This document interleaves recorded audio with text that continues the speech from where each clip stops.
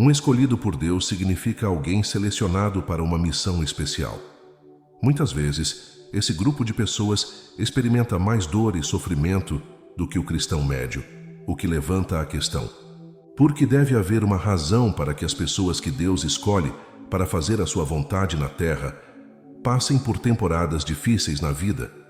Neste vídeo, você explorará 3 pontos principais sobre por que os escolhidos sofrem mais. E se você é um deles, Deus trará esperança hoje. Ele o fortalecerá para ser firme até o fim. Preste atenção até o final, pois diremos algumas orações proféticas juntos antes de prosseguir com este vídeo.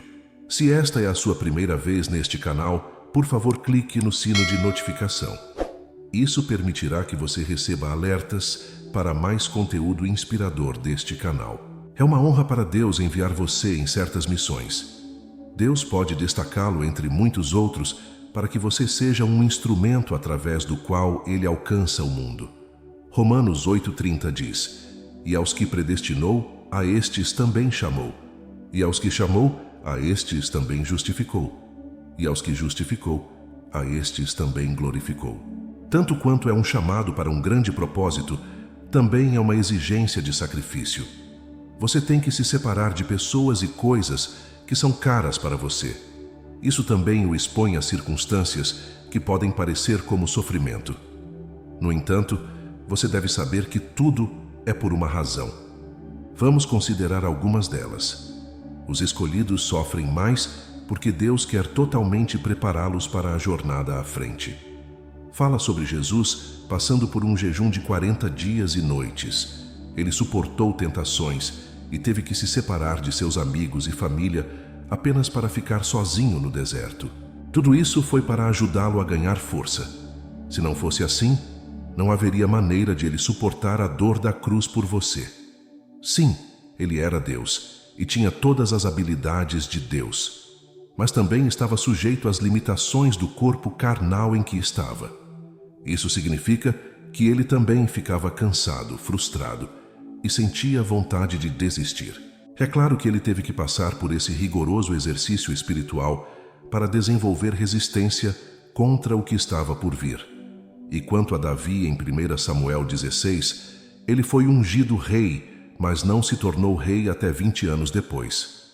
Você pode se perguntar por que Deus não o fez rei imediatamente. Deus sabia que a responsabilidade que ele assumiria era uma tarefa enorme. Ele precisava separar Davi para poder ensiná-lo, treiná-lo e equipá-lo. Davi não tinha um modelo a seguir. Lembre-se de que Saul foi o primeiro rei de Israel, mas falhou diante de Deus. Então Deus teve que treinar Davi para se tornar o rei desejado por seu povo. A Bíblia não registrou Davi como tendo amigos. Ele também não parecia se dar bem com seus irmãos mais velhos. Ele estava principalmente sozinho no campo. Passava tempo com o rebanho de seu pai. Ele dependia de Deus para lhe dar vitória sobre os animais selvagens que vinham atrás das ovelhas de seu pai. Ele estudava o comportamento dos leões e aprendia truques para enganá-los e torná-los sua presa. Toda vez que Davi defendia suas ovelhas contra o leão, ele aprendia melhor como proteger as coisas e as pessoas de Deus. A Bíblia mencionou Davi como um homem de guerra que era belo e prudente em assuntos. Davi, o próximo rei ungido, serviu ao rei Saul. Ele não se considerava igual ou concorrente do rei atual. Ele sempre respondia prontamente sempre que o rei o chamava. Depois de ser ungido, ele ainda servia como portador de armadura de Saul. Ele sempre tocava a harpa para Saul, quando este se perturbava com espíritos malignos. Deus não impediu Davi de trabalhar sob o rei, embora ele fosse escolhido para o trono. Ele permaneceu lá como servo de Saul por um longo tempo, enquanto ainda cuidava das ovelhas de seu pai. Você teria pensado que a história de Davi terminaria com Saul encontrando seu sucessor digno. Afinal, Deus o aprovou. A unção não fez Saul passar o trono para Davi. Davi passou a maior parte do tempo fugindo do rei Saul, que queria matá-lo. O jovem teve que sentir um estado de impotência. O rei deu aos soldados uma palavra para encontrar Davi. Foi assim que Davi passou de ser o escolhido para correr em busca de sobrevivência. Ele se tornou um pária em uma terra onde deveria ser um líder. Foi onde ele se encontrou em Abduli. Ele estava sozinho e abatido, sem direção para sua vida naquele momento. Você deve pensar que quando Deus o escolhe, as coisas automaticamente se tornam fáceis. O que então você diria de Davi? Seus irmãos não tiveram as mesmas experiências que ele. Eles eram altamente estimados e reconhecidos na terra, lutaram bravamente com Saul no exército e tinham uma boa vida. Davi, por outro lado, não era considerado nem mesmo em sua casa. Ele era um solitário no campo, seus companheiros eram as ovelhas que ele cuidava.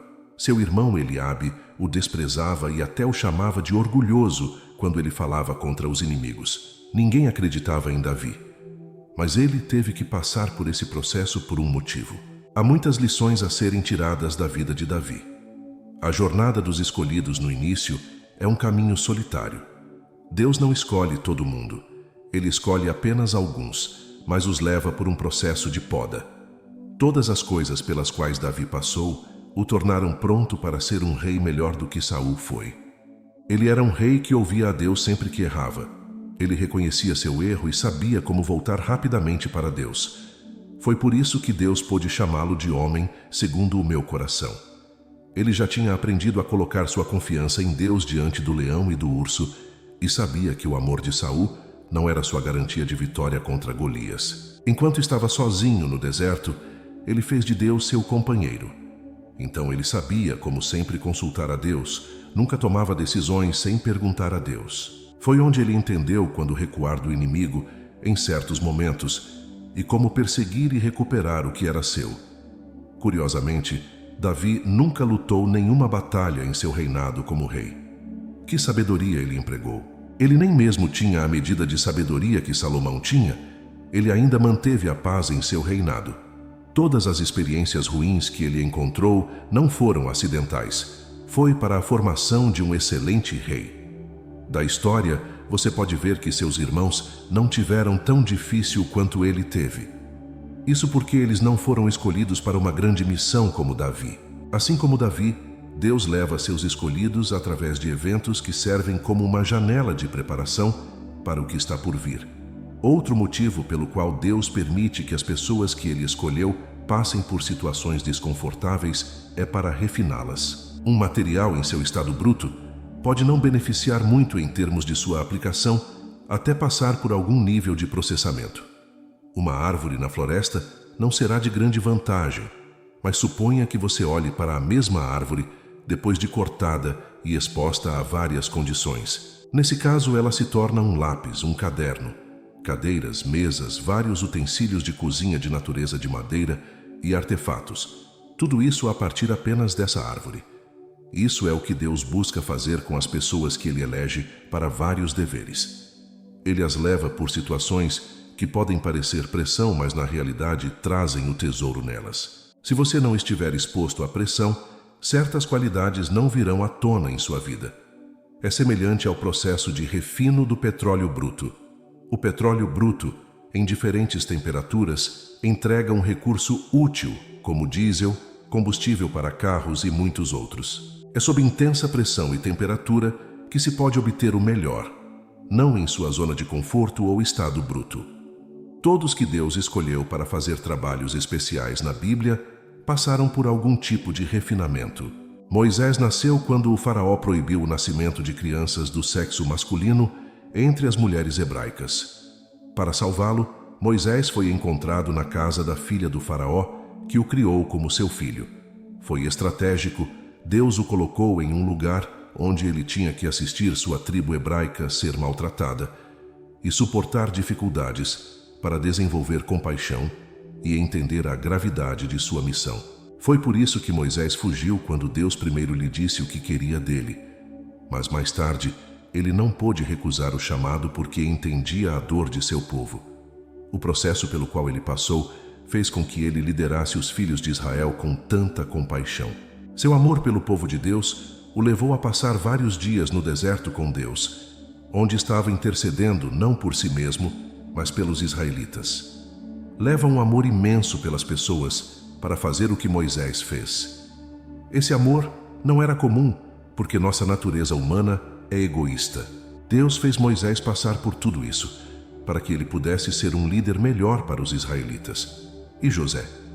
Ele era o filho favorito de seu pai, e Deus lhe deu muitos sonhos de estar em uma posição de liderança. Você pensaria que o próximo lugar onde ele se encontraria seria o palácio. Seu próximo destino foi uma fase de ciúme e traição por seus irmãos. Eles o jogaram em um poço e até o deixaram para morrer. Mais tarde, ele foi vendido como escravo, o que deveria ser a pior coisa que poderia acontecer a qualquer humano.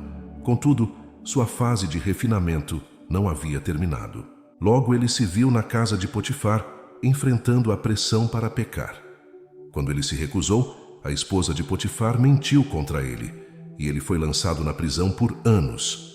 José nunca realmente desfrutou de seus primeiros anos por causa das várias provações que teve que enfrentar crescendo.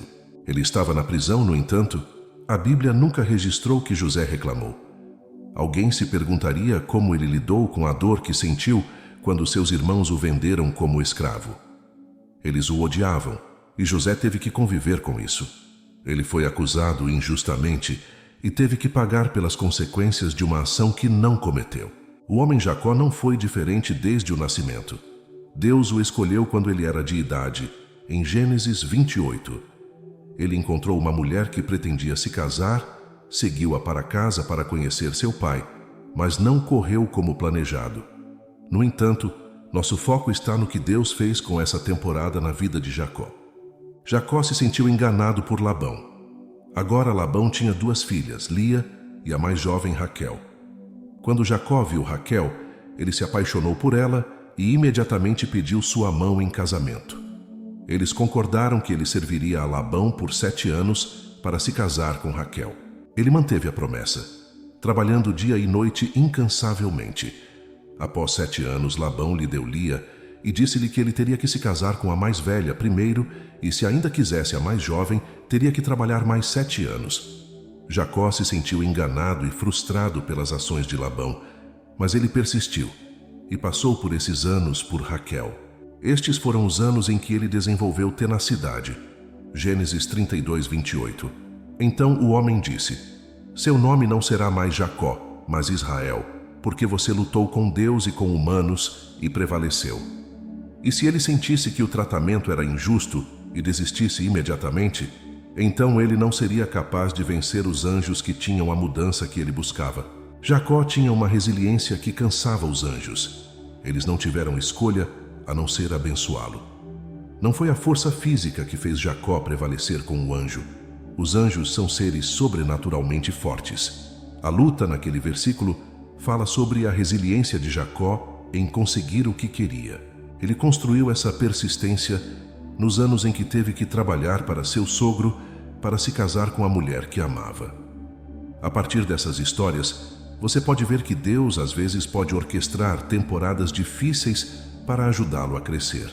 Ele pode frequentemente colocá-lo sob o discipulado de alguém tão astuto e difícil quanto Labão para construir algumas virtudes em você. Outro motivo pelo qual você sofre mais como escolhido é para construir sua capacidade como líder. Todos que Deus escolhe sempre acabam como líderes, não importa quão pequena seja a sua jurisdição. Isso ocorre porque Deus quer que eles sejam quebradores de normas e pioneiros, e eles não podem fazer isso efetivamente se não estiverem em um lugar de autoridade ou poder. As exigências para ganhar poder são desafiadoras. Posições de liderança não são apenas dadas, mas conquistadas. Mesmo se você for o escolhido de Deus, você deve fazer o que for necessário para conquistar essa posição. Você deve estar qualificado. Vemos isso em nosso governo secular. Os eleitos têm que provar que são dignos antes de assumirem os assentos de autoridade sobre as massas, o que também é aplicável às coisas de Deus. Você deve passar por provações rigorosas e tribulações. Se olharmos para o nosso Senhor Jesus Cristo, ele tinha uma missão para salvar o mundo. Ele, o Filho de Deus, não foi poupado do teste. Ele sofreu rejeição. Os judeus a quem Jesus veio salvar não o tinham em alta estima. Eles o desprezavam abertamente até que o perseguiam e crucificavam. Filipenses 2, 8, 10 diz: e sendo encontrado em forma humana, humilhou-se a si mesmo, tornando-se obediente até a morte e morte de cruz. Portanto, Deus o exaltou à mais alta posição e lhe deu o nome que está acima de todo nome, para que ao nome de Jesus se dobre todo o joelho, no céu, na terra e debaixo da terra. Deve ter sido difícil para ele passar por esse processo, mas ele passou no teste que Deus lhe deu. Deus lhe deu um nome para validar sua autoridade, e através de seu nome você agora pode comandar demônios e outras autoridades, e eles respondem em submissão na maioria das vezes. Deus permite várias provações virem ao seu caminho, enquanto ele permanece em silêncio, observando cada movimento seu.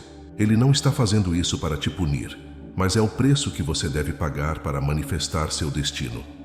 Em outros momentos, você será zombado pelas pessoas e Deus ficará em silêncio nesse momento, porque Ele quer que você aprenda a ignorar outras vozes como Jesus fez. Salmo 30:5 diz: O choro pode durar uma noite, mas a alegria vem pela manhã. Deus leva todos a quem Ele coloca um selo através de temporadas. Enquanto esses tempos podem ser difíceis, você deve entender que são necessários. Você não pode funcionar em um futuro para o qual não está totalmente equipado. O processo de construção pode ser desagradável, mas isso o tornará mais forte e apto a lidar com qualquer circunstância que surgir no seu caminho. Deus pode fazer você subir sobre uma pessoa que Ele também ungiu. Na maioria das vezes, não é a coisa mais fácil de fazer porque eles podem ter certas deficiências de caráter. Outros podem criticar você por coisas pelas quais você não é culpado. Algumas pessoas podem ser duras e diretas com você, não importa o quanto você tente agradá-las. Lembre-se, tudo isso são apenas degraus para o crescimento. Deus está apenas te refinando através deles. Mantenha-se firme na fé. Nunca comprometa sua posição e Deus te verá até o fim. Agora, vamos orar. Pai Celestial, eu te louvo por sua bondade amorosa sobre mim. Você tem sido tão bom para mim. Sua mão é tão evidente em minha vida. Durante toda a minha jornada na terra, sua mão me segurou em segurança. Você me mostrou sua providência. Obrigado por ser um pai amoroso. Obrigado por me escolher. É um privilégio comissionar grandes missões neste fim. Obrigado por seus investimentos especiais em minha vida. Obrigado por me conceder acesso incomum à sua presença. Você sempre desculpou meus excessos e me deu a força para trabalhar em seu caminho quando minha força falha. A ti seja toda a glória, Senhor Deus. Senhor Jesus, eu busco sua ajuda em minha vida hoje. Eu não posso me preparar para o propósito que você tem para mim. Peço que você abra meus olhos para o trabalho que está prestes a fazer em minha vida, assim como você fez com Moisés. Ajude-me a saber para o que fui chamado através da ajuda do Espírito Santo. Dê-me a força de que preciso para passar pelos processos que me prepararão para os planos que você tem para mim. Ensina-me a perseverar. Ensina-me a lembrar que você está sempre comigo, mesmo quando não posso sentir sua presença ao meu lado. Obrigado, Senhor, pois seus olhos estão sobre mim. Você está me observando com amor e me conduzirá em sua vontade para a minha vida. Em nome de Jesus. Amém. Se este vídeo foi uma bênção para você, inscreva-se no canal para continuar se inspirando. Deus te abençoe.